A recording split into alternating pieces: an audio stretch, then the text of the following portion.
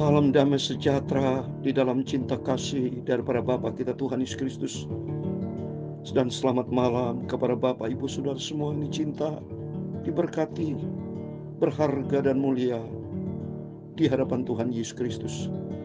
Pada Rabu malam ini sebelum kita tidur, tanggal 21 Februari 2024. Sebelum kita berbaring istirahat, mari kita datang kepada Yesus.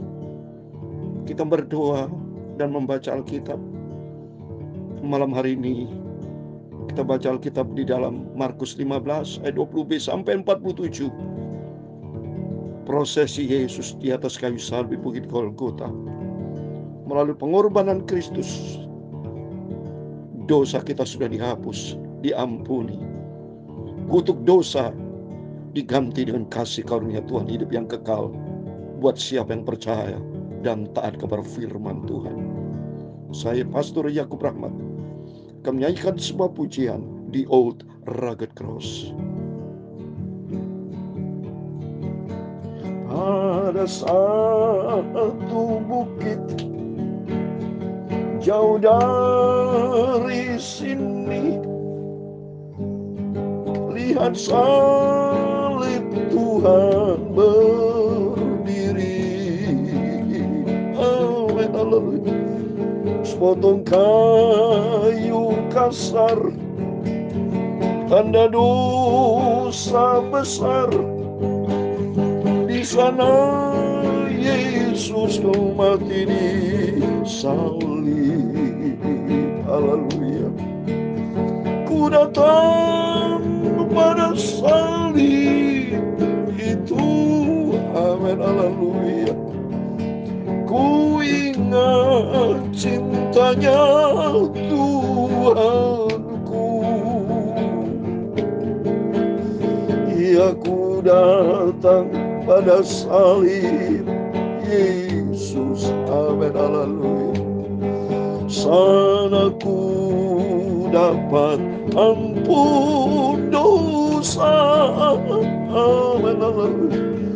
Pada salib itu di Bukit Golgota, salib Kristus amat mulia.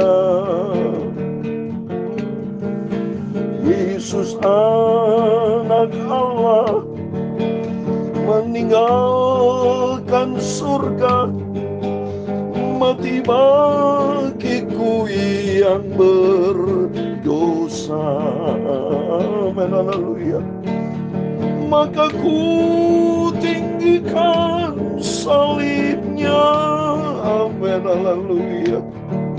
Sampai bertemu dengan Bapa. Haleluya. Dengar katanya hamba setia. Haleluya.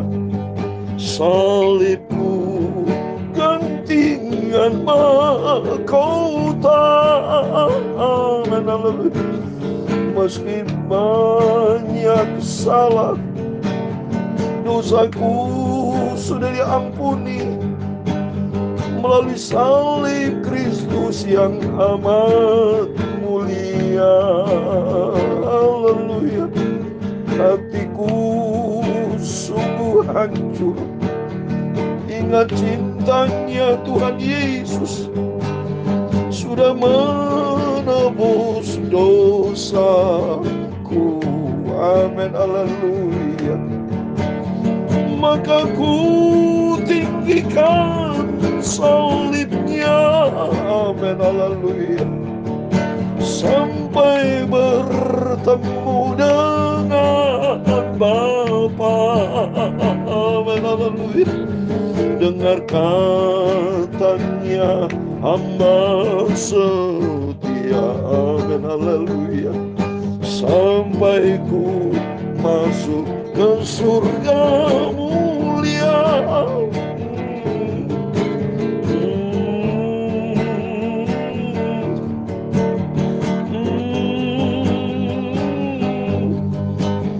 Ya Tuhan, punya mula kebesaran, kejayaan, kehormatan, kemasyhuran dan keagungan.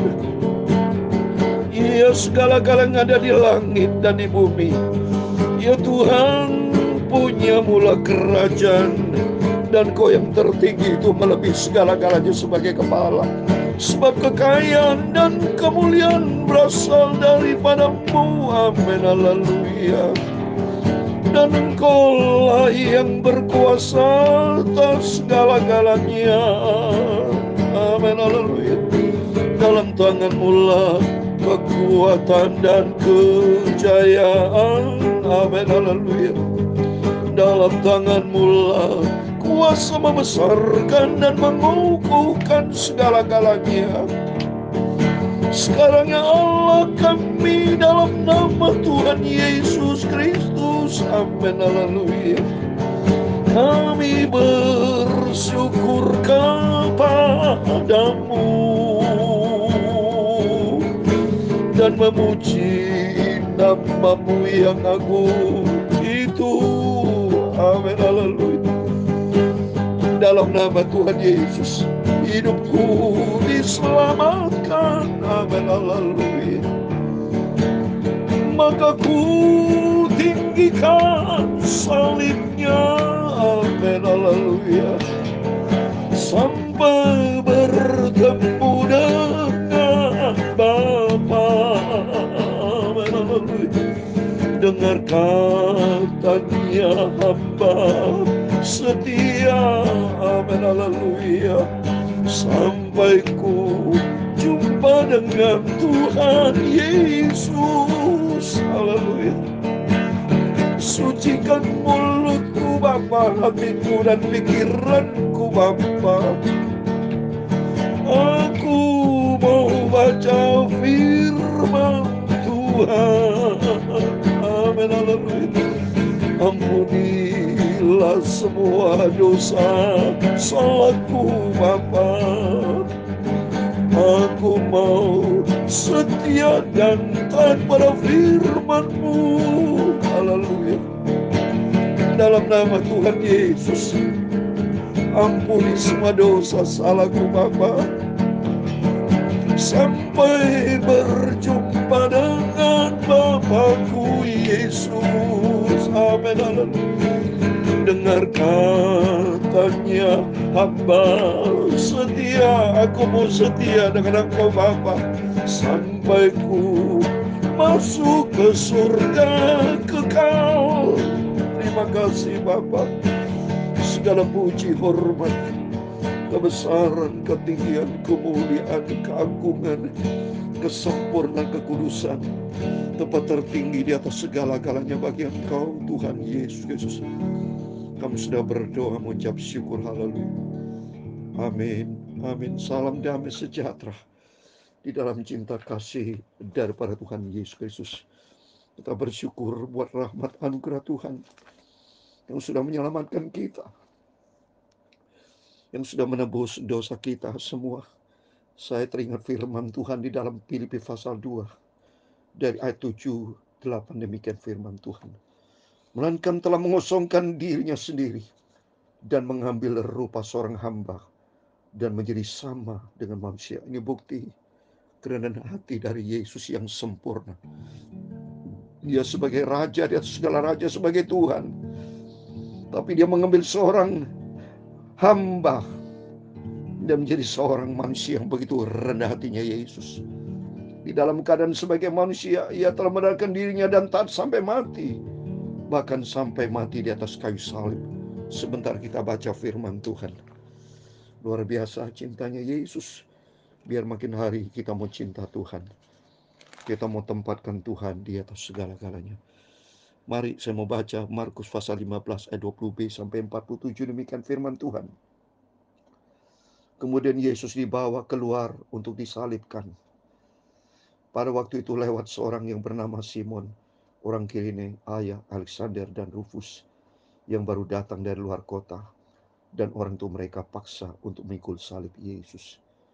Akhirnya keputusan dari Pontius Pilatus sudah melalui prosesi pengadilan, mahkamah agama, mahkamah tinggi dengan bersama imam besar Pontius Pilatus diputuskan Yesus harus disalib. Saya menangis memang Bapak Ibu pada waktu saya ke Israel. Dan ternyata siksaan Tuhan luar biasa. Benar Bapak Ibu, kalau Bapak Ibu pergi ke Yerusalem, di situ ada Garden Tomb, termasuk 14 stasi itu. Ya, saya melihat di situ, saya merenungkan betapa dahsyatnya siksaan yang Tuhan alami. Yesus lakukan semuanya karena betapa cintanya kepada kita semua. Kalau Yesus tidak mati, kita yang mati masuk dalam neraka, saudara. Sungguh, upah dosa maut. Tapi Yesus mengganti semuanya untuk kita mendapatkan hidup yang kekal. Makanya pentingnya Bapak Ibu harus percaya kepada Tuhan dan cinta Tuhan Yesus. Lakukan apa yang Tuhan mau. Mari kita sama-sama menyenangkan hati Tuhan.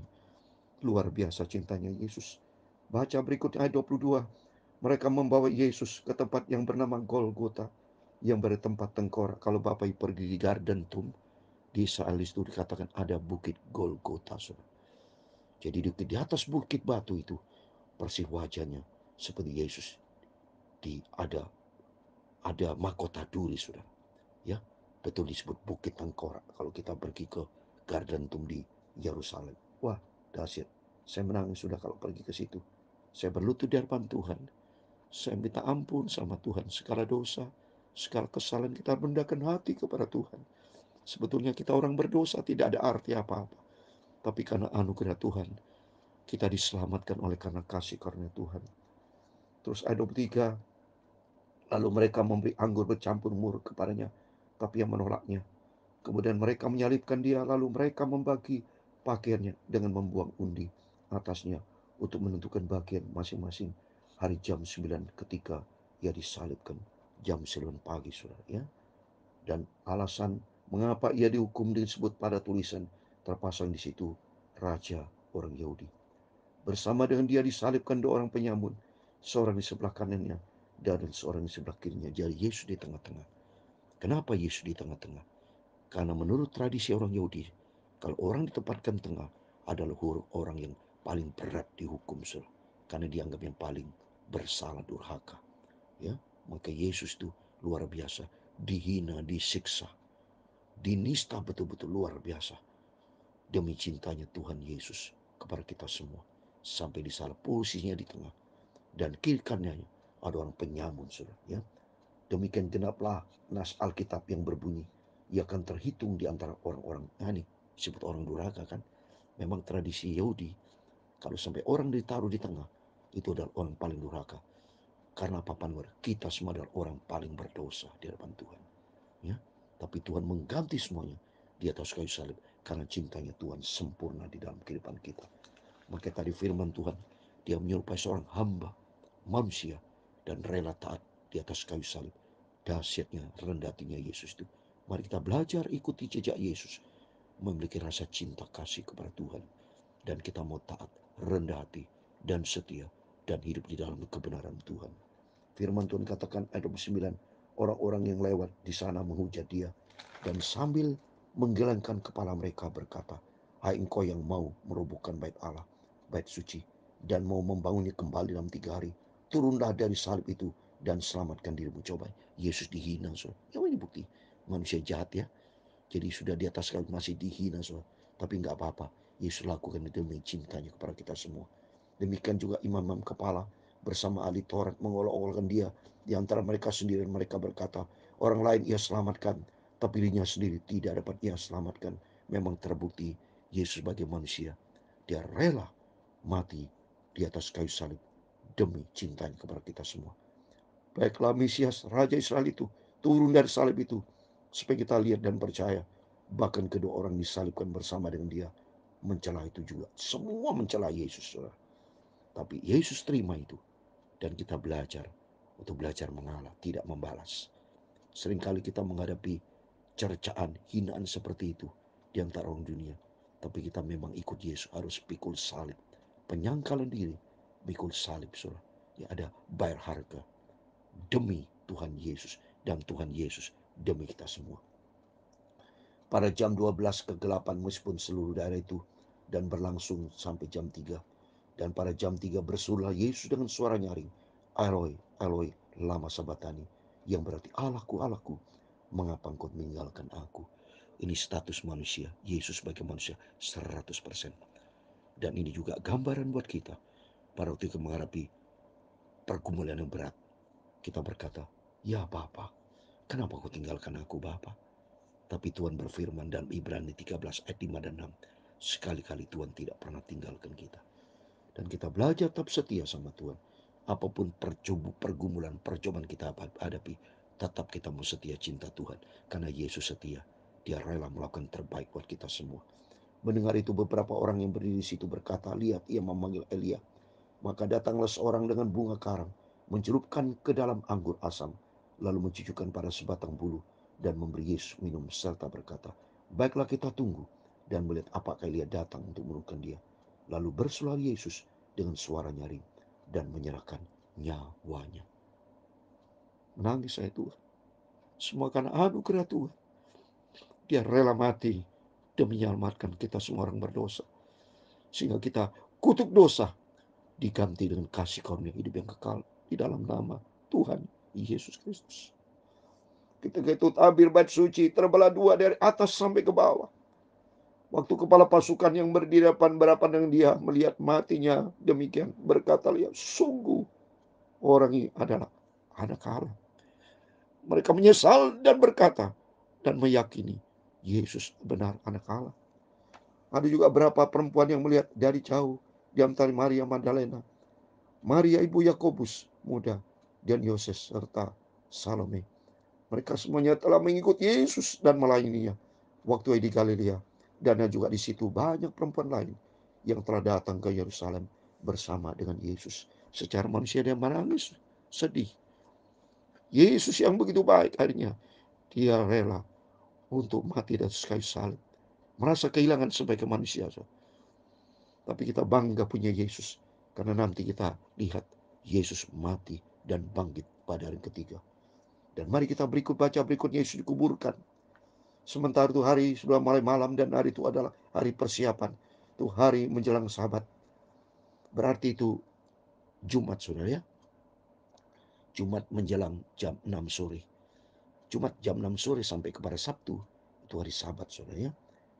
Karena itu Yusuf orang Arimatea, seorang anggota majelis besar yang terkemuka, yang juga menanti kerajaan Allah, memberanikan diri menghadapi Pilatus dan meminta mayat Yesus. Pilatus heran waktu mendengar bahwa Yesus sudah mati. Maka ia memanggil kepala pasukan dan bertanya kepadanya, apakah Yesus sudah mati? Sesudah mendengarnya keterangan kepala pasukan, ia berkenan memberikan mayat itu kepada Yesus. Yusuf pun membeli kain kafan. Kemudian dia menurunkan mayat Yesus dari salib dan mengapaninya dengan kain kafan itu.